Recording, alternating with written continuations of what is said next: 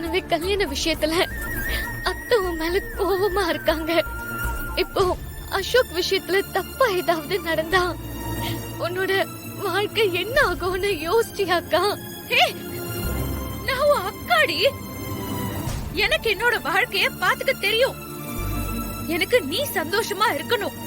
அதுக்காக நான் எந்த ரிஸ்க் வேணாலும் எடுக்க தயாரா இருக்கேன். உனக்கு புரிஞ்சுதா? இங்க பாரு, திரும்ப இப்படி ஒரு முட்டாள்தனமான முடிவை எடுக்க மாட்டேன்னு முதல்ல எனக்கு ப்ராமிஸ் பண்ணு.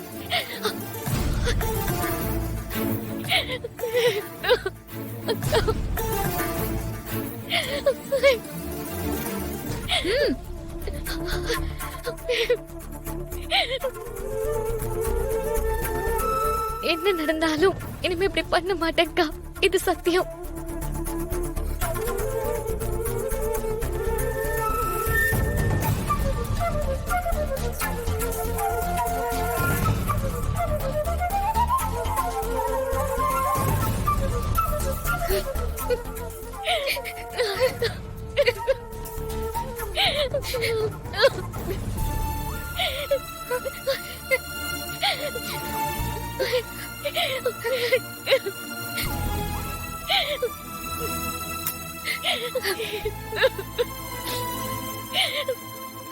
சரி, நீ கொஞ்சம் ரெஸ்ட் எடு.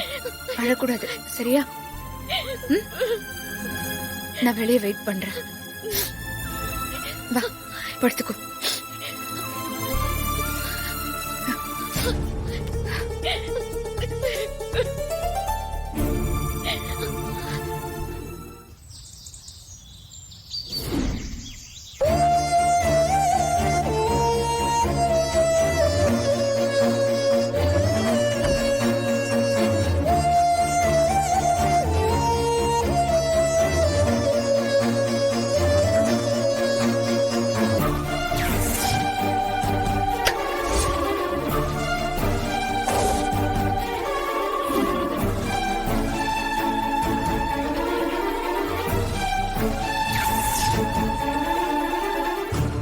இசை, என்ன ஆச்சு?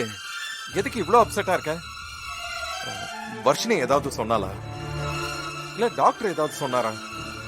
உங்களுக்கு காஃபி ஏதாவது போட்டு தரட்டுமா? இல்ல, எனக்கு எதுவும் வேண்டாம். வேண்டாமா? பல்லவி, உனக்கு சாப்பிட என்ன வேணும்? எனக்கு தலை வாழை இலை போட்டு எல்லாமே பக்காவா இருக்கணும். சரி. அம்மா, சுபத்ராமா. என்ன பெரியவங்க வந்திருக்காங்க? ஒரு நிமிஷம் இரு. வாங்க வாங்க வாங்க. வணக்கம். சுபத்ராமா இல்லையாமா? இல்ல, அத்தை வீட்ல இல்ல. நீங்க எல்லாரும் யாருன்னு எனக்கு தெரியல. முதல்ல உள்ள வாங்க.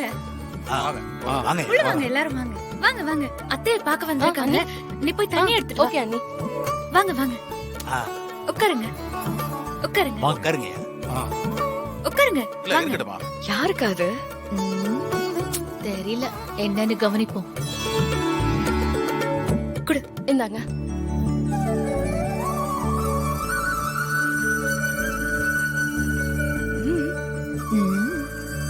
இசைக்கு சொந்தக்காரங்களா இருப்பாங்களோ? தெரியலையே. அது ஒண்ணு இல்லம்மா, சுபத்ராமா காஞ்சிபுரம் பக்கத்துல இருக்கிற எங்க ஊருக்கு வந்திருந்தாங்க. அந்த கோயில்ல இருக்கிற அம்மனை சுபத்ராமாவுக்கு பிடிச்சிருச்சு. அப்பதான் நாங்க கும்பாபிஷேகம் பண்றதுக்கு நிதி திரட்டிக்கிட்டு இருந்தோம். யோ, இதுக்கு தான் கிளம்பும் போதே போன் பண்ணிட்டு போலாம்னு சொன்னேன். ஐயா, அம்மா வாக்கு கொடுத்துருக்காங்க, நகையை செஞ்சு கொடுத்துருவாங்கன்னு சொன்னேன். ஐயா, இங்க என்னன்னா மரியாதை இல்லாம பேசுறாங்க, நம்மள எல்லாம் ஃப்ராடுங்கறாங்க. ஐயோ, இதெல்லாம் தேவையா? என்ன? இன்னும் 2 நாள்ல கும்பாபிஷேகம் வச்சிருக்கோம்.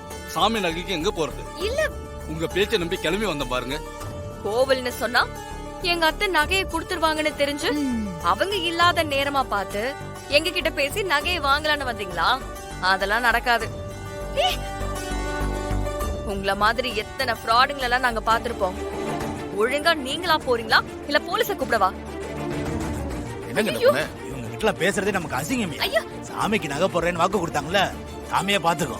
வாய்க்கு வந்தது பேசுறீங்க. ஐயா இருங்க, ஐயா இருங்க, தப்பா நினைச்சுக்காதீங்க ப்ளீஸ். ஐயா, நீங்க எல்லாரும் கோச்சுக்காம கொஞ்சம் இருங்க, நான் இப்ப வந்துடுறேன். இல்லம்மா, நாங்க ஊர்ல மரியாதையோட வாழ்றவங்க. இந்த பொண்ணு ரொம்ப தரக்குறைவா பேசுது. ஐயா, கொஞ்சம் பொறுமையா இருங்க, அவங்க பேசுறத விடுங்க. எனக்காக கொஞ்சம் இருங்க, ஒரு நிமிஷம் இருங்க, நான் வந்துடுறேன். ஏய், இவ எதுக்கு இந்த ஓட்டம் ஓடுறா? தெரியலையக்கா.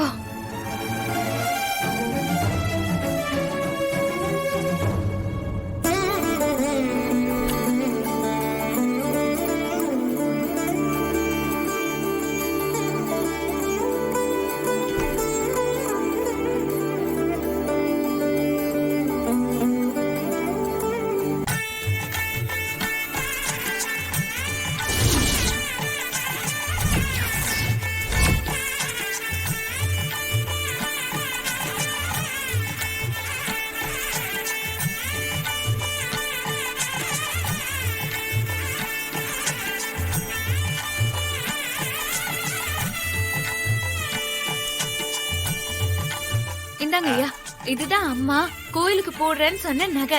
ஏய் இசை, இந்தாங்க. என்ன பண்ற நீ? பார்த்தா தெரியல, அத்தை கோவிலுக்காக போடுறேன்னு சொன்ன நகையை நான் இவங்க கிட்ட கொடுக்க போறேன். கோவிலுக்கு நகையை போட போறேன்னு அத்தை உங்ககிட்ட சொன்னாங்களா? இல்ல, அப்புறம் எந்த நம்பிக்கையில இந்த நகையெல்லாம் அவங்களுக்கு எடுத்து கொடுக்குற? என் அத்தை மேல எனக்கு இருக்கிற நம்பிக்கையில சொல்றேன். அது என்ன ஓ அத்தை? ஏன் அண்ணி ஸ்ரீஜாவுக்கு தான் உங்க முதல் அத்தை. இவதான் இந்த வீட்டோட மூத்த மருமக. அவ நகையை கொடுக்க வேணாம்னு சொல்லும்போது நீயா கொண்டு போய் கொடுக்கற? கும்பாபிஷேகத்துக்கு அத்தை நகை கொடுக்கறதா வாக்கு கொடுத்திருக்காங்க. அவங்க கொடுத்த வாக்க நாம தானே நிறைவேற்றணும். ஏய், இப்ப அண்ணி என்ன வெளிநாட போயிருக்காங்க, அவங்க திரும்ப வரட்டும். அவங்க இல்லாம நீ இந்த மாதிரி நகையெல்லாம் கொடுக்க கூடாது.